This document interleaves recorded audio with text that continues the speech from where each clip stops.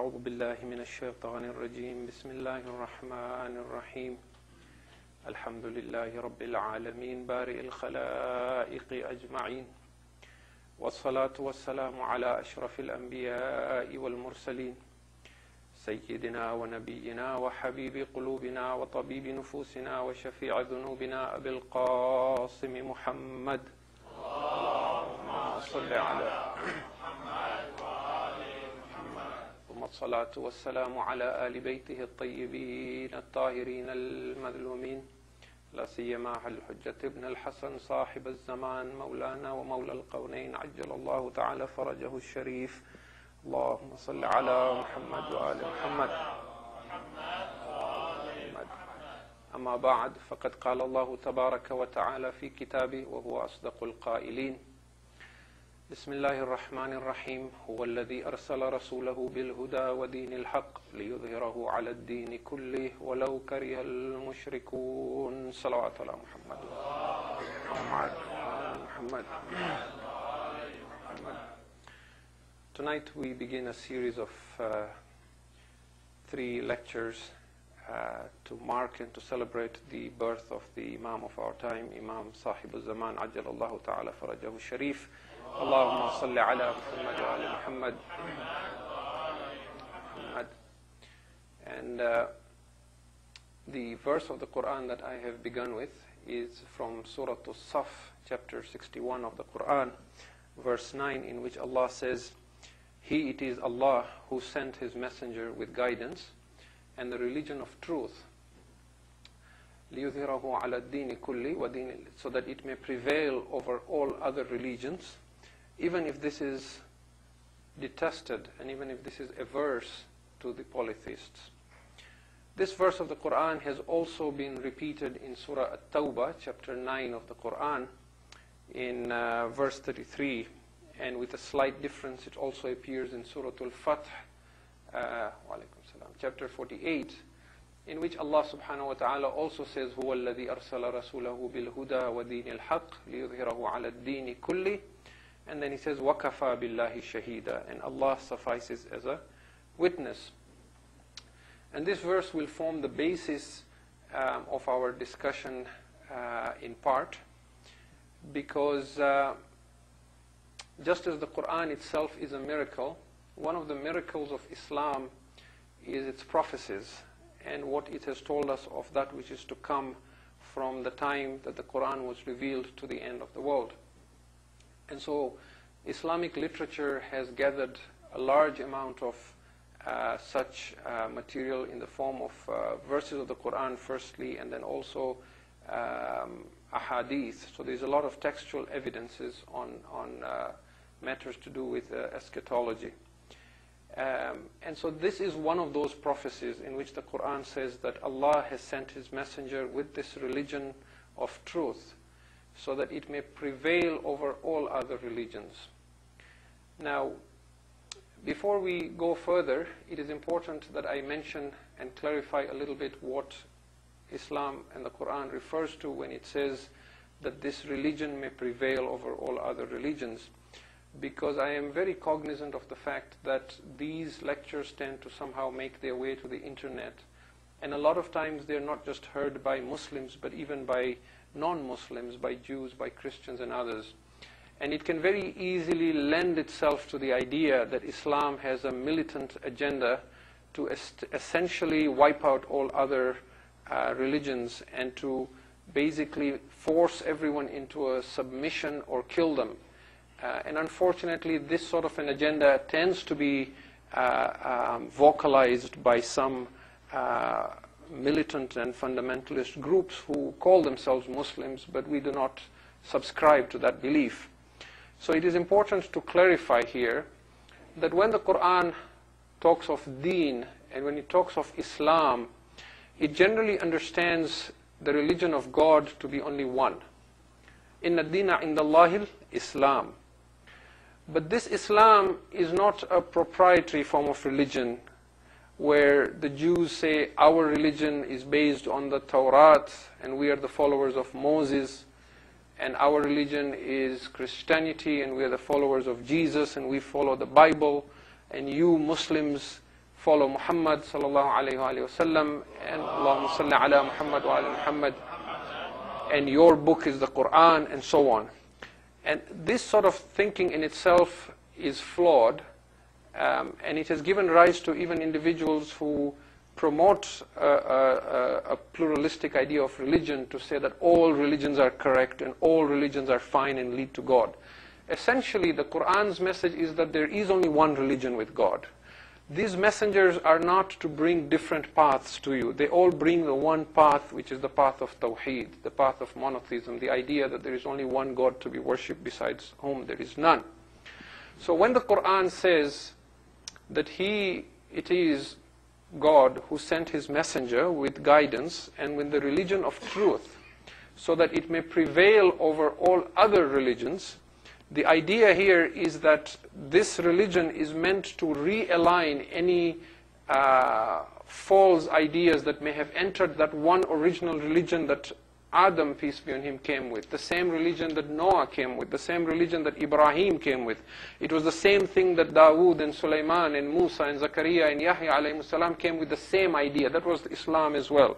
In other words, that religion which will prevail will not be to say that the other religions have to be eliminated. It simply means they have to come to an agreement of one truth and remove any misconceptions and wrong ideas in them. And as we shall see in our discussion, that with the coming of the Imam and with this prophecy being fulfilled, a large number of individuals from other faiths will not be fought against and killed, but rather will change their views and submit to that one religion, to that one Islam that was always the religion that God had planned for mankind. So in essence, there is only one truth and one religion, and that religion is one of complete submission to Allah. That is the religion of Tawheed, and that is the Deen al-Haq that Allah is talking about. The second point to keep in mind is that last year I also had the honor of speaking here on the 15th of Sha'ban, and we talked about the signs for the return of the Imam, and tonight we shall do the same as well. But last year when we talked about these alamat of dhuhur, as we call them, the prophecies and signs for the reappearance, they were based on events. We broke them down into general signs, we broke them down into specific signs and into definite signs, and those signs that must come or must take place before the return of the Imam. What we wish to do this time around, though, is to talk about these signs not so much as events, but in a sequential form, so that there is a greater understanding of these events when they occur, in what sequence they occur, and how they happen, and what different regions of the world they affect. Now, the idea is not simply to satisfy the curiosity that most people tend to have with regards to apocalyptic matters and with regards to eschatological matters. Everyone is curious to know, when is the world coming to an end? A lot of times it's because people are fed up with their lives and they want something disastrous to happen so that there is some excitement and some change in their lives. But the idea here is not to simply talk about them for the sake of it. The idea is that through understanding these signs, we may in somehow or some way come closer to the Imam of our time and make his presence in our lives more real, so that it's not simply a theory that we live with to say, yes, we know there is an Imam and he is alive and he will return, but that we somehow are able to connect with him and feel his presence in our lives, and we somehow relate to what he stands for and prepare ourselves with his coming and his return, inshaAllah. Now, last year when we talked about the signs, the summary of those signs that we made was that you can talk about signs for not just weeks but months, because there are hundreds and hundreds of riwayat and ahadith, both from Shia and Sunni sources.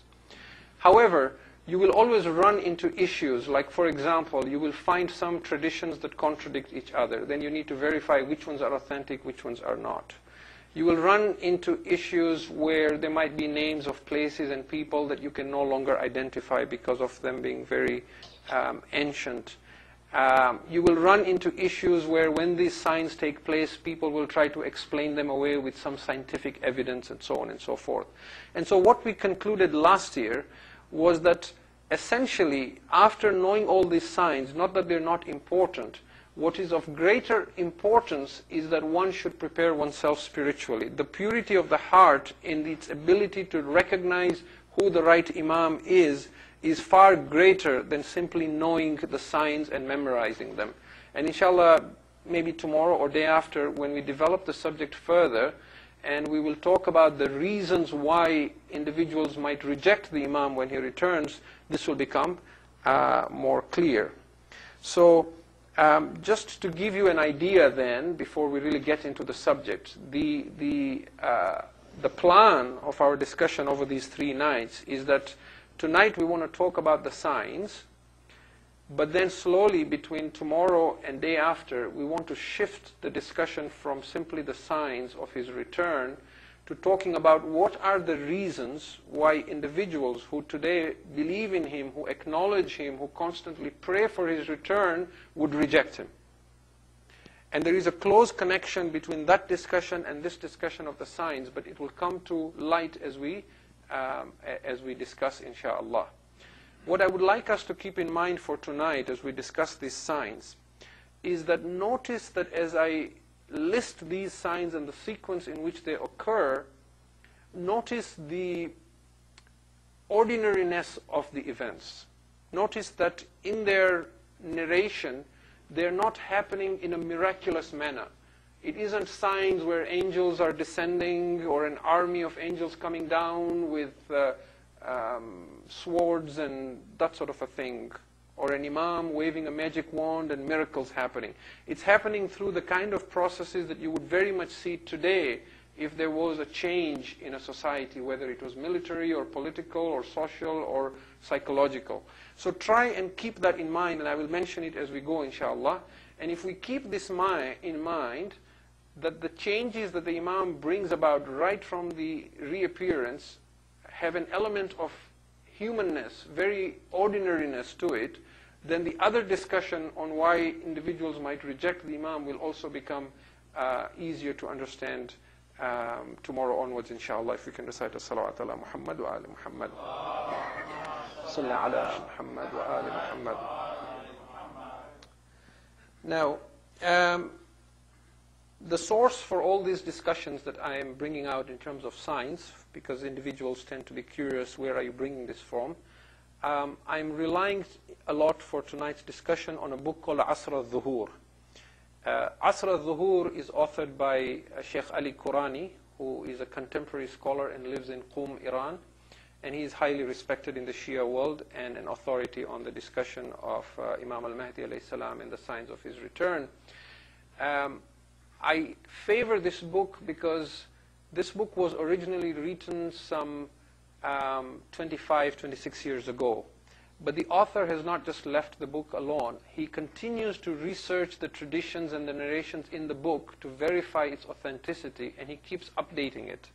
And so the present version that I have been using is the 11th edition of the book. And it is structured in a sequential manner that makes it more easier to understand how the events are interrelated. So inshallah, this is the source, and where it isn't, I will mention that as well. The interest in the return of the Imam and the signs of his reappearance takes a radical shift after the year 1979.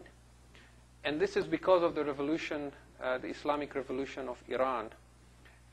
It would be hard to deny that this revolution of Iran that Imam Khomeini initiated played an important role in the interest that individuals have taken in the return of the Imams and his signs.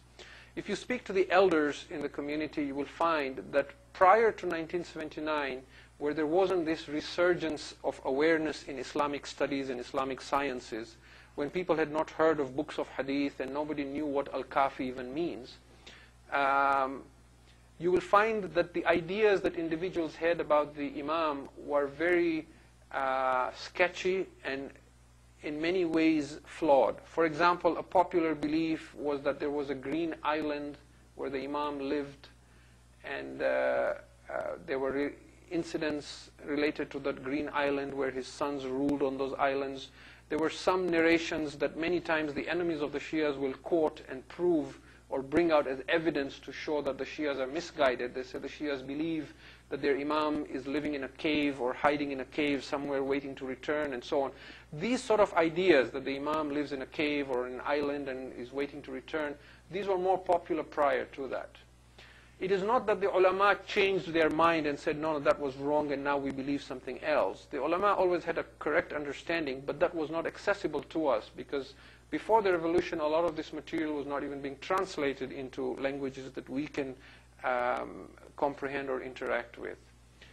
But the correct understanding was that the Imam is actually not isolated. He is very much present in our society, living in our midst.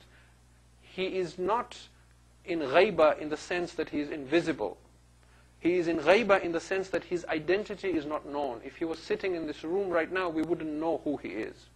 And that is why there are narrations to say that upon his return, there are many individuals who might see him and then say, I have seen this man before. He helped me on such and such an occasion, and so on and so forth. Added evidence to the fact that 1979 was an important change is that a couple of interesting events happened right around that time. In 1979 as well, obviously, was the revolution of Iran. Rumors began after that, in the early years of the revolution, that the FBI and the CIA have actually got a file on the 12th Imam, and they have collected all the information about him possible. The only thing missing is his photograph. And this rumor lasted for a long time, even in Iran, to such a degree that even now there are people who still subscribe to that understanding. In the same year, 1979, a man by the name of Muhammad Abdullah al-Utaybi declared himself to be the Mahdi near the Kaaba, and he basically hijacked the haram, if you like. He basically took the haram with a group of soldiers, and the government, the Saudi government, could not actually remove him for several days before they were able to storm the place and remove him.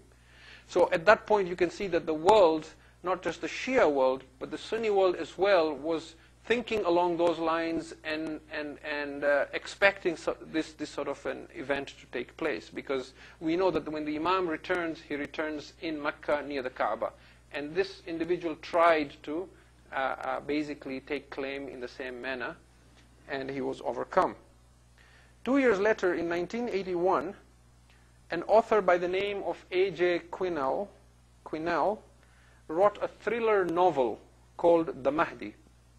And the novel is about the secret agents in the West, essentially the UK and the USA. The secret agents there create a puppet, an Arab, who they groom for the role of the Mahdi. And then in the view of full Muslims during the season of Hajj, he basically declares himself as the Mahdi and brings all the Muslims to submit to his command.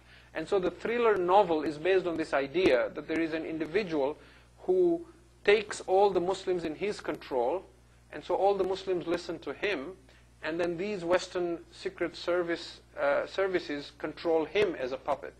And that's the idea behind the novel, which then sparked other interests in movies and so on and so forth. And the novel itself is called The Mahdi.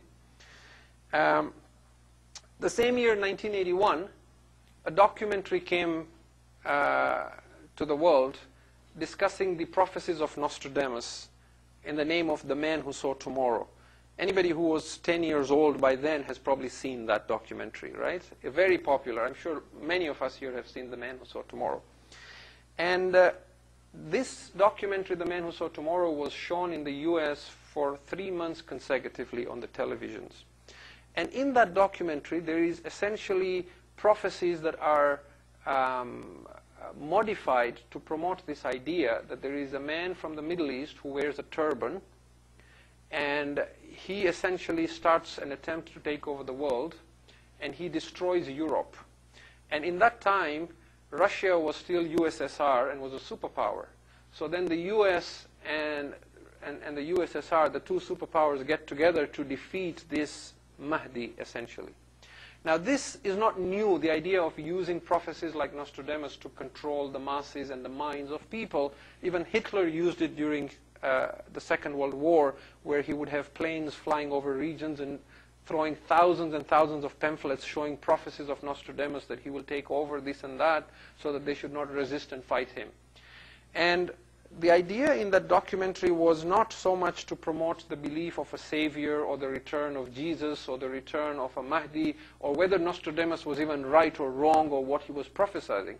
But the idea was to create this fear and to assassinate the character of an individual whom the Muslims are waiting for, so that in the minds of at least the individuals in the West, this would stay firm that Islam is dangerous and must be stopped from expanding. And that Islamophobia has continued from that time right up to now as well, very much alive. And to some degree then, this idea of, instead of yearning for the return of a savior, of the Mahdi, to be afraid of the return of this Mahdi in the minds of the non-Muslims, has been promoted. This idea has continued to be promoted to some degree by the Muslims themselves. Because when Muslims discuss this idea of the return of the Imam, there tends to be an emphasis on the aspects of the war and the fighting and the violence, that when the Imam comes, there will be a global war and we will take up arms and we will fight, and kufr and batil will be wiped out, and we will have victory and we will dominate over others. And that's the idea. But there is some truth to that to a certain point, which we will talk about.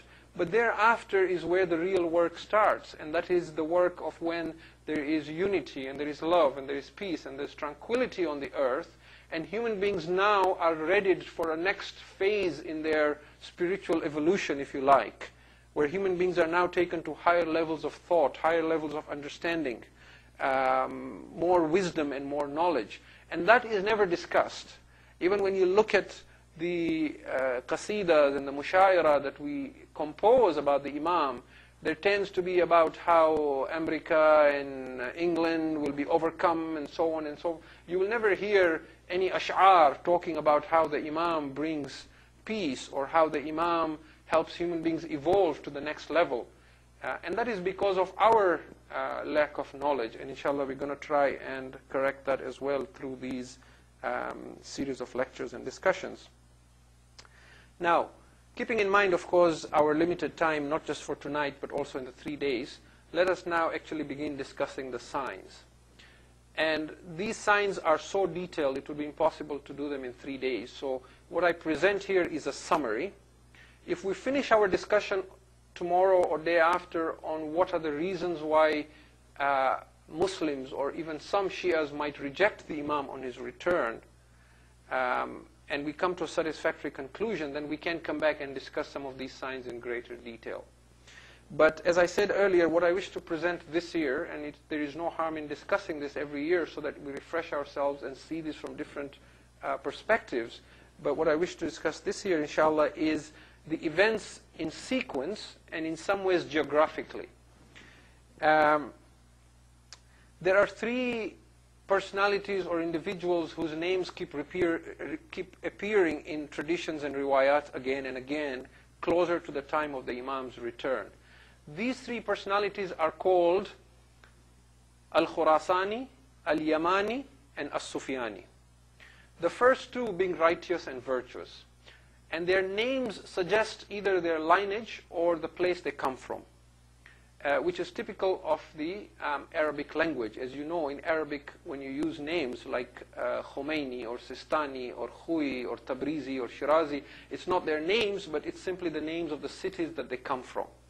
So Al-Khurasani is an individual who comes from Khurasan, the province northeast of Iran. Al-Yamani is an individual who comes from Yemen. And As-Sufyani is a descendant of the Umayyads from Abu Sufyan. Now, Sufyani is the unrighteous or the evil individual whose rule does not last more than 15 months. And when he emerges, he establishes himself in Damascus. And he also invades Palestine. And we shall connect this to other signs. It is very important to keep this in mind, that his base is Damascus. The movement of the Imam, as we said, begins in Mecca, in Masjid al-Haram. And the first two communities and nations to come to the support of the Imam are from Iran through this individual Al-Khurasani, and from Yemen through this individual called Al-Yamani. Al-Yamani is mentioned repeatedly again and again, that the standard of Al-Yamani is that of guidance. If you know of the rising of Al-Yamani, do not fail to reach him. Do not oppose him and support him. Now, as far as the support of the group from Iran is concerned, whether that support is as a government or whether it is not as a government, or if the government changes in how it is shaped today or does not exist as the government does today, but there is a group from Khurasan, this force that we're just referring to as the Iranian force, their role and support for the Imam in the books and riwayat suggests it starts much earlier, a lot before the coming of the Imam, and that they will fight long wars with enemies, and they will continue prevailing over their enemies until closer to the Imam's time, when two individuals of prominence will rise from Iran. This will be one group. Their political and spiritual leader is simply referred to as Al-Khurasani, and they have a military wing to this, and the military leader is called Shu'aib bin Salih. It is important to remember these two names, because these two names refer again and again, not just in the book that I have looked at, but in all the books, Al-Khurasani and Shu'aib bin Salih as the leader of the military from this group from Iran or Khurasan is mentioned again and again. Last year when I talked about Al-Khurasani, I also mentioned briefly what we know from our books on the path that this group takes in Iran, where they start from, where they grow, what are the different cities and regions they go through in Iran before they meet with the Imam. And that would take a lot of time to repeat. If you're able to listen to that, again you can, or inshallah if we're able to discuss it in future, we will. As far as the helpers who come from Yemen, their role is not so much in advance as that of the group from Iran. Their role is just a few months before the Imam, such that if the Imam was to return at the end of Dhul Hijjah, or at the early, between Ramadan and Dhul Hijjah, actually between Ramadan there is an announcement of the return of the Imam, but he publicizes himself more towards Dhul Hijjah and Muharram. These groups of Sufyani and Yamani and Al-Khurasani tend to be more prominent sometime in Rajab. Some of the riwayat said the month of Rajab. Some of them say just a few months before the Imam. Some riwayat says that all three groups will begin their movement and start publicizing themselves on the same year, in the same month, on the same day. So they are very significant in the roles that they play. The Yemeni group plays an important role because of their proximity to Hijaz, which is present-day Saudi Arabia. And those of you who may not be familiar with the landscape of the Middle East, I would urge you to go home and look at this on the internet before you come tomorrow, so that you understand this better. For those of you who have lived in the Middle East or who understand this, you know the proximity of Yemen to Saudi Arabia. They play an important role, the Yemeni group, because when the Imam appears, he starts his movement in Mecca, which is in Hijaz, and at that point there is a vacuum in power and leadership in Hijaz, and we shall talk about this in a few minutes.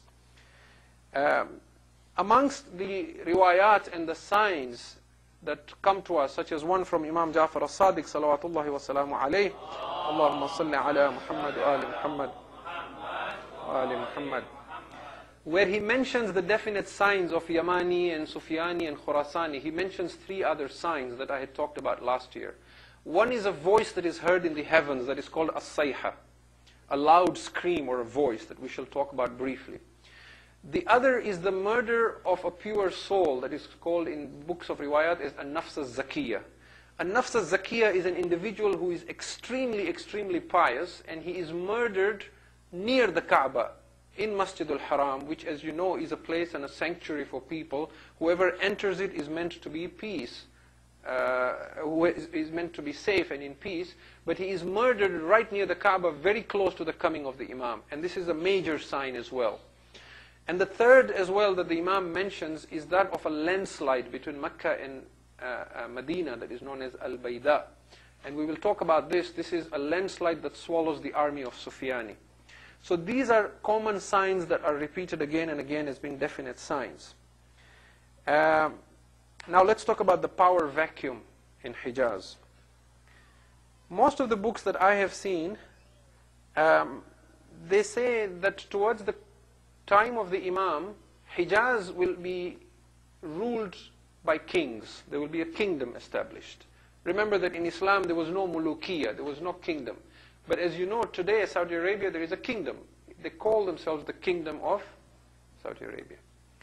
And the books of riwayat say the last king of Hijaz will be a man who will be called Abdullah. Now whether this Abdullah refers to the present king Abdullah or whether it is in future, we do not know. Nor are we intending to suggest that it is him. But this is in the books. Unfortunately, the riwayat, perhaps for fears, have not mentioned the name of the tribe. It just says there will be a king from Banu Fulan. Fulan means so-and-so, without actually saying the name, whether it is Saud or whoever. If it does refer to the present king of Abdullah, then an interesting thing to note is that the present king, Abdullah, is now 86 years old. What is more interesting is that if you Google King Abdullah's successor, you will find an article that appeared in a British newspaper, The Telegraph, on 10th February 2007, that said that the Saudi king has now lost the power to choose a successor.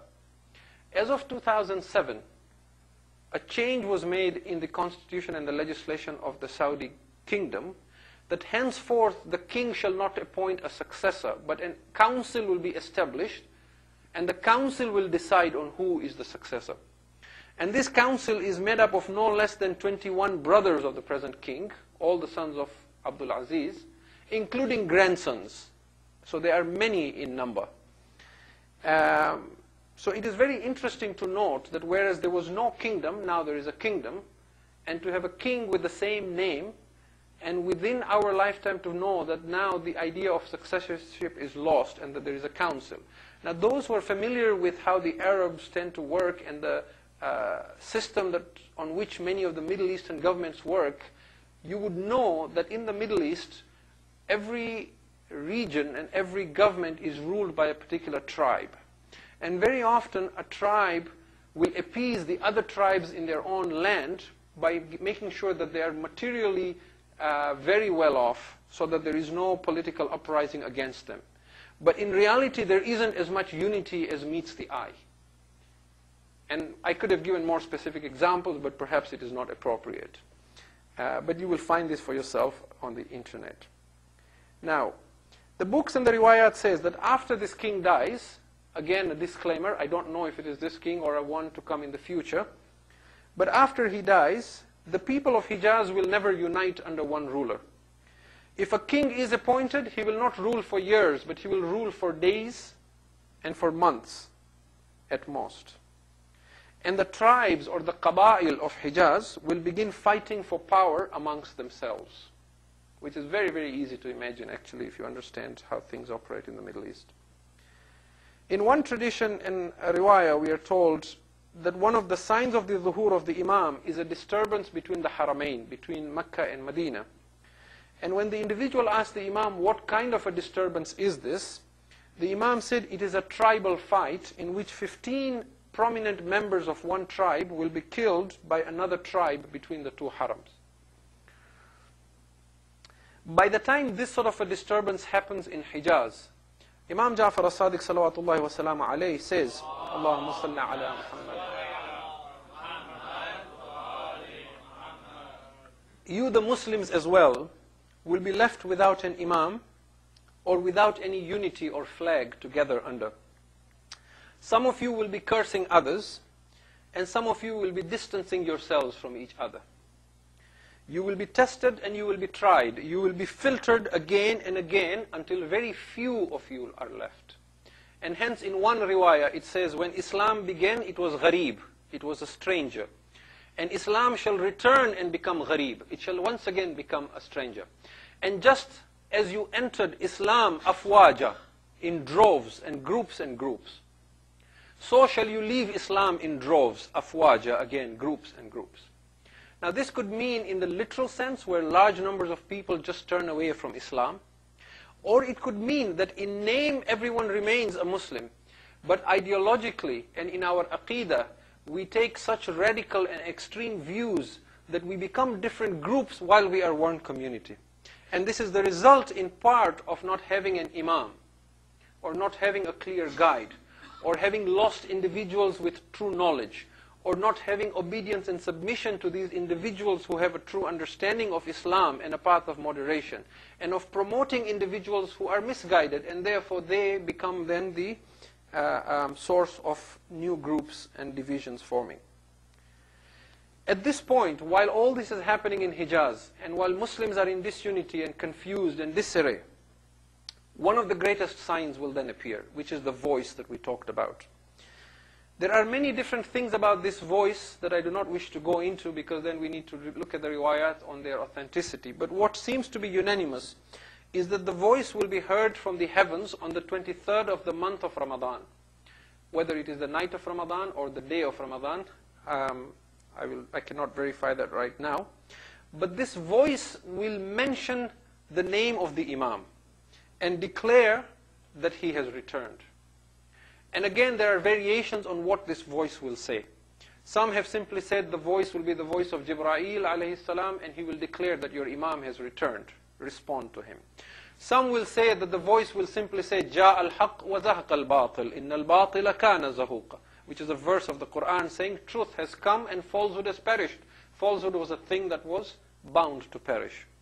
In any case, this voice is heard, and it is interesting that during the time of Imam al-Baqir alayhi salam, the ruling caliph, Allahumma salli ala Muhammad wa ala Muhammad, the ruling caliph, who was called Al-Mansur, was also intrigued by this idea and this narration. And he talks to an individual called Saif bin Umaira. And he says to Saif bin Umaira, do you know that before the coming of the Mahdi, a voice will be heard calling the name of a man from the descendants of Abu Talib? This individual, Saif, who was close to the caliph, he said to him, are you sure? I have never heard of anything so fantastic like this. To which Mansur replies, and you can see that the enemy as well, his trust and his faith in the Imams from the Ahlul Bayt alayhim salam. This is Mansur, the caliph, who is saying this to Saif. He says, سَمِعْتُهُ مِنْ أَبُو جَعْفَرْ مُحَمَّدْ بِنْ عَلِي وَلَوْ يُحَدِّثُنِي بِهِ أَهْلَ الْأَرْضِ كُلِّهِمْ مَا قَبِلْتُهُ مِنْهُمْ وَلَكِنَّهُ مُحَمَّدْ بِنْ عَلِي. I have heard this myself from Abu Ja'far al-Baqir alayhi salam. And had I heard this from the whole world and anyone else in the world, I would not have believed this. But this I have heard directly from Muhammad bin Ali, peace be on him. Meaning, he says, I have absolutely no doubt that before the coming of the Imam, or the final savior of Islam, the Mahdi alayhi salam, a voice will be heard from the heavens calling out a name of a descendant of Abu Talib. After this calling out, now, we take a digression here. I said at the start of the lecture, I want you to see that there is ordinariness to everything that happens. The books are not very clear that when this voice is heard, how is it heard? Is it heard miraculously, because it says that everyone will understand it in their own language? Or is it heard using some modern means and technology that will be available at that time? There are individuals in the Shia community who will get very upset if you try and suggest that this is through technology, because they are convinced that it is only happening through miraculous means. What I want you to be open to is the idea that it could happen either way. And you will understand the importance of this, inshallah, tomorrow, day after, when we talk about the reasons why individuals might reject the Imam. So it is important to keep in mind that while many of these things appear amazing and fantastic and miraculous, they may come to us in very, very ordinary circumstances which may cause and lead individuals to doubt. After this calling out, we are told the Imam will begin communicating first with only a few individuals amongst his helpers. But the news of his return will begin spreading around the world like wildfire. Rumors will go around, and the world will begin talking about this Savior who has returned. This will cause many governments to panic because of the rate at which people will talk and show eagerness for it. And in the books of riwayat, we are told that individuals will be so excited, وَيَشْرَبُونَ حُبَّهُ, they will drink from his love.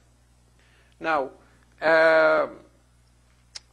again, we shall talk about the implications of this more tomorrow or day after.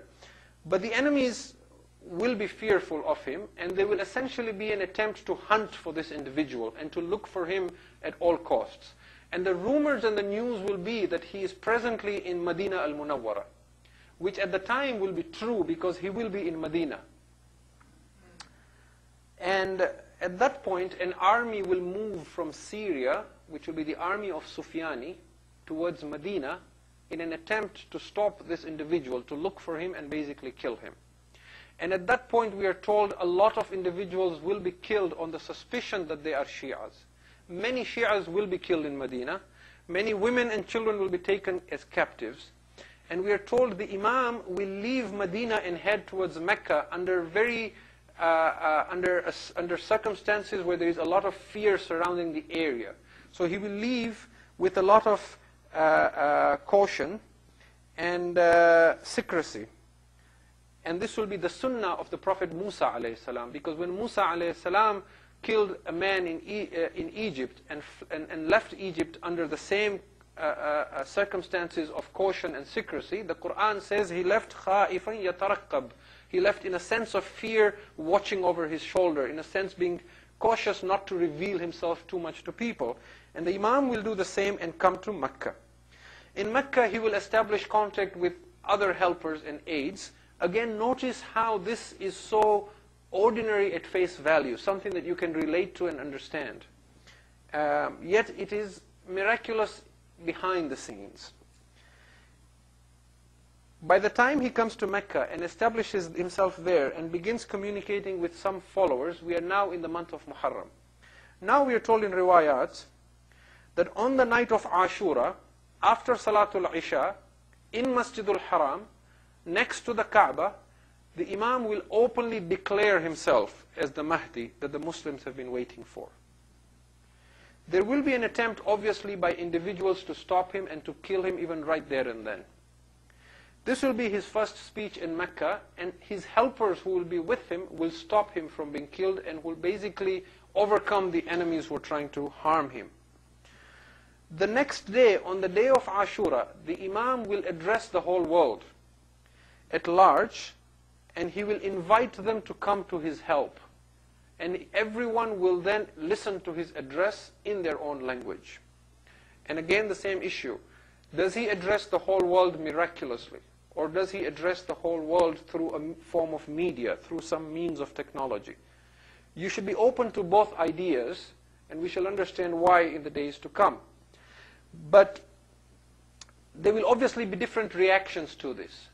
And there are individuals amongst the Shia communities of a certain mindset who have failed to understand the true message of Islam, what the Ahlul Bayt alayhi salam stand for, what is the significance and the importance of the coming of the Mahdi and the role he plays in the evolution of human beings, because of which their reaction will be very predictable. For example, one reaction that we can imagine is that today is the day of Ashura, we should not be engaging in anything political. Today we should only be crying for Imam Hussein. So let's not listen to what this man has to say until tomorrow. Which will be very ironic, isn't it? Because the Imam has come, primarily one of the things he represents is the avenging the murder of his grandfather, Imam Hussein alayhi salam. This is a big part of the return of the Imam and his revolution. And because of that attitude and that mindset, there are individuals who will lose out on one of the greatest blessings that they could have ever imagined. So there is a certain mindset, there is a certain thought process, and this is something that I have talked about again and again in all the years that I have preached here and elsewhere, that our failing and our swaying towards extremism either way, either in lacking in catching up with the Ahlul Bayt alayhim salam or exceeding and going overboard, is primarily because we love the Ahlul Bayt alayhim salam. We want their fada'il. We remember them and recite their masa'ib, which is all very good, but we do not understand how they think. Not that we can understand at their level of thought, but what I mean is they have a certain akhlaq, they have a certain value system, they have a certain code of ethics and morals, which you will only understand if you read their ahadith, if you read not just their fadail and masaib, but their teachings, and we begin practicing what they have encouraged us to practice, it is only when we do that, then our values and our ethics and our morals and our thought process begins to align with theirs. And then we begin to think the way they think within our capacity. It is only then that we relate to them in the real sense. So we're not waiting for some superhuman who is not really the person who is coming. He may be superhuman in different ways. For example, he may be the greatest teacher of Tawheed in the world. But we are waiting for somebody who's going to show us certain types of miracles, yet we have no concern about knowing God, for example. So this will also be something that we will talk about, inshallah, tomorrow, day after. And in the 5 or 10 minutes that I have left for tonight, let us see what else we can bring out in these signs. Now that the Imam has announced himself in Mecca, he will also announce that I will not leave Mecca until one of the greatest prophecies that my grandfather Rasulullah sallallahu alayhi wa sallam, Allahumma salli ala Muhammad wa ali Muhammad wa ali Muhammad, that he had prophesied, until that comes true, I will not leave Mecca. And that prophecy is the prophecy of the Prophet of Islam, that an army will be swallowed in a landslide between Medina and Mecca. And this is the books that talk of the happening at Bayda, or this outskirts of Medina. So essentially the army of Sufyani that left Damascus and came to Medina to chase the Imam, they will obviously find out that he is in Mecca and he has declared himself to the world and is inviting the world to come to support his cause. And so they will now leave Medina and head towards Mecca. And as they come towards Mecca, somewhere between Medina and Mecca where they camp, a landslide will take place that will swallow literally the whole army. And it will have a miraculous nature to itself, such that those who are left behind, when they come forward to see what has happened, they will get swallowed as well. And those who have gone forward, when they come back to see what has happened, they will get swallowed as well. It is only when this has happened that the Imam will then take the next step. At this point, because of this vacuum of power in Hijaz, and the Imam having taken control of Mecca, that group of Al-Yamani from Yemen, and if you look at the map, you will see the proximity of Yemen to Mecca, that group now joins under the leadership of Yamani and pledges allegiance to the Imam at Mecca. And there is an army of about 10,000 people now that includes the 313 elite Shi'as of the Imam. And this army of 10,000 now goes to Medina, and there they meet some resistance from what is left of Sufyani's army at Medina. And they are overcome, and the Imam essentially takes over Medina. So the Imam now has full control of Hijaz and Yemen. From there we are told the Imam will now proceed towards Iraq. As he proceeds towards Iraq, on the way he is met with the group or the army that has come from Iran, from Khurasan, that is led by Al-Khurasani and Shu'aib bin Salih. And there is a lot of details into that meeting as well, but it is well beyond the scope of these 3 days. And I did speak a little bit about it last year, so that we're going to leave definitely. But the important part to take from that is that the army now swells, because now that the Imam, before reaching Iraq, he now has under his control Hijaz, Yemen, and Iran, with the groups of Al-Yamani and Al-Khurasani. We said these were the two primary groups that would initially help the Imam. And with this large army, the Imam now moves to Iraq, where again he's met with some resistance, and there are some skirmishes and battles there. Again, notice the ordinariness of the fact and the humanness of the fact that there are battles that take place. And he establishes himself in Iraq, and his capital is now the city of Kufa. Now there is a lot of what you might call poetic justice to this. Why? Because the grandfather of the Mahdi alayhi salam is Amirul Mu'mineen Ali ibn Abi Talib salawatullahi wa salamu alayhi. Allahumma salli ala Muhammad wa ali Muhammad.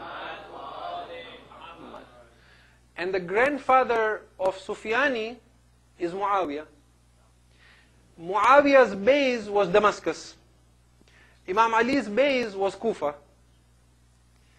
They fought a major battle, which was the Battle of Siffin. Because of a group of hypocrites who were the Khawarij, that battle was left inconclusive. It never ended.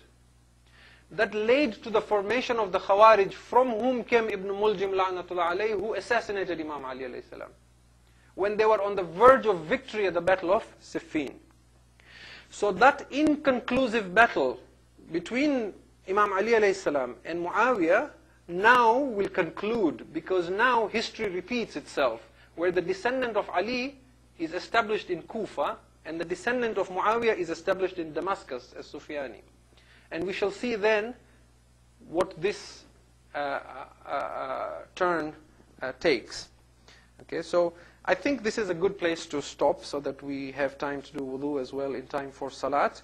But at this point, we see that the Imam has control of Hijaz and Yemen and Iraq and Iran, and we are told all the Gulf states. And I want to conclude by just mentioning 2 points that you should keep in mind before we continue tomorrow. The first point is that the place that is of most interest to us at this point is Hijaz, because everything begins with Hijaz. The vacuum of power in Hijaz, the beginning of events starts with Hijaz. We're also interested in Al-Yamani and Al-Khurasani and Al-Sufyani, but their coming is very close to the time of the Imam. Whereas the other events of the tribal feuds and the fights may happen before that. So that is one thing. The other thing is the emphasis I've been making again and again, the ordinariness with which the events appear to be taking place.